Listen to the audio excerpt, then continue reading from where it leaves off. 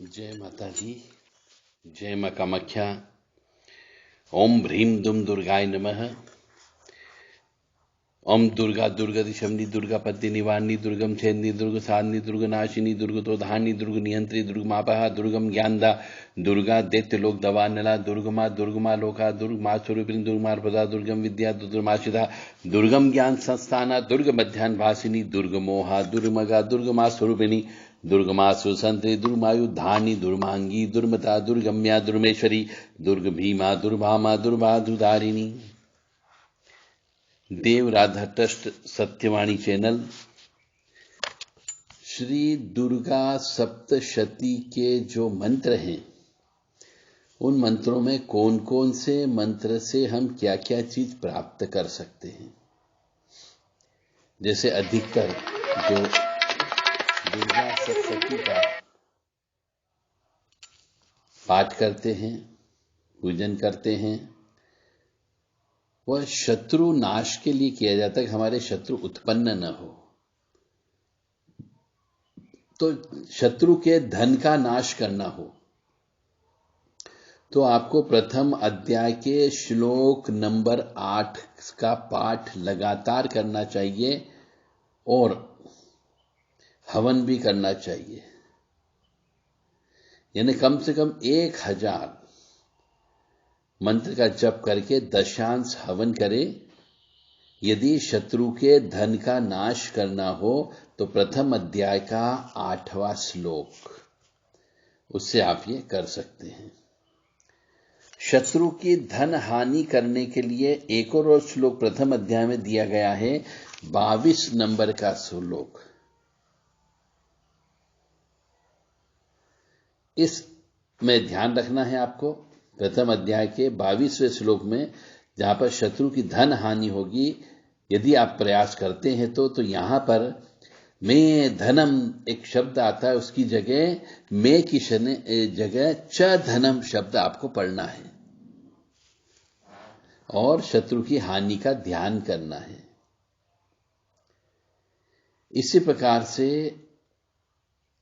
पहले अध्याय में शत्रु को मोह में डालना है तो पहले अध्याय का 53वां नंबर का श्लोक आपको 1000 मात्रा में जप करके दशांश हवन करना है। मैं सिर्फ आज आपसे सिर्फ शत्रु की बात कर रहा हूं कि दुर्गा सप्तशती के कौन से अध्याय के कौन से नंबर के श्लोक से शत्रु का क्या नुकसान किया जा सकता है। क्योंकि आजकल हर मनुष्य के प्रत्यक्ष अप्रत्यक्ष रूप से पड़ोसी भी, सामने वाला भी, दुकानदार भी, आपका प्रतिस्पर्धा वाला भी, आपके साथ पढ़ाई करने वाला भी, कोई न कोई शत्रु उत्पन्न हो जाता है। तो यदि आप श्री दुर्गा सप्तशती का पाठ करते हैं या इस मंत्र का जप करते हैं तो निश्चित तौर से शत्रु का नाश अवश्य होगा। तो पहले अध्याय में ये 3-4 मंत्र जो हैं ये शत्रुओं का धन का नाश करते हैं।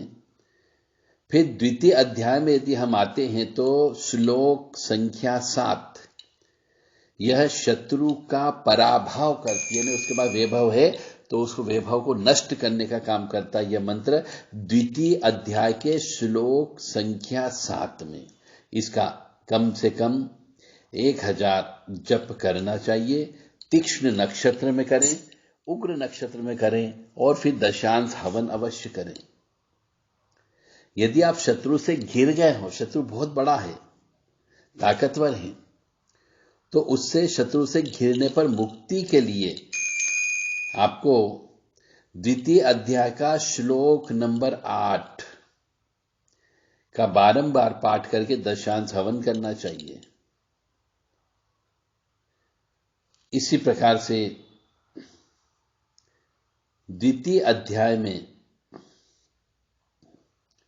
शत्रु नाश करना हो, शत्रु पर विजय प्राप्त करना हो तो उसके लिए शत्रु नाश और शत्रु विजय के लिए श्लोक नंबर 50 द्वितीय अध्याय का श्लोक नंबर 50 को बारंबार पाठ करके दशांश हवन करना है उग्र सामग्री से, यानी कि खून से, मांस से, लाल मिर्ची से, काली मिर्ची से, इससे हवन करना है तो शत्रुनाश अवश्य होगा।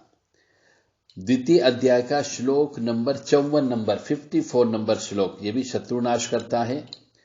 और श्लोक नंबर 58 और श्लोक नंबर 61 भी शत्रुनाश करता है। और शत्रु का बहुत ज्यादा समूह हो जाए तो श्लोक नंबर 66 का भी बारंबार पाठ करके आप शत्रुओं का नाश कर सकते हो। और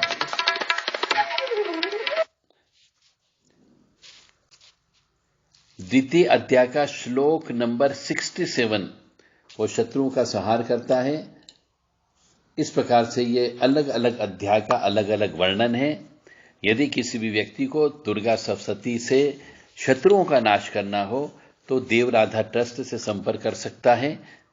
9893128047 और 7649862712 पर संपर्क करें ताकि तीक्ष्ण नक्षत्र में, उग्र नक्षत्र में उग्र हवन सामग्री से शमशान में हवन करा करके आपके शत्रुओं का नाश कराया जा सकता है। जय माता दी।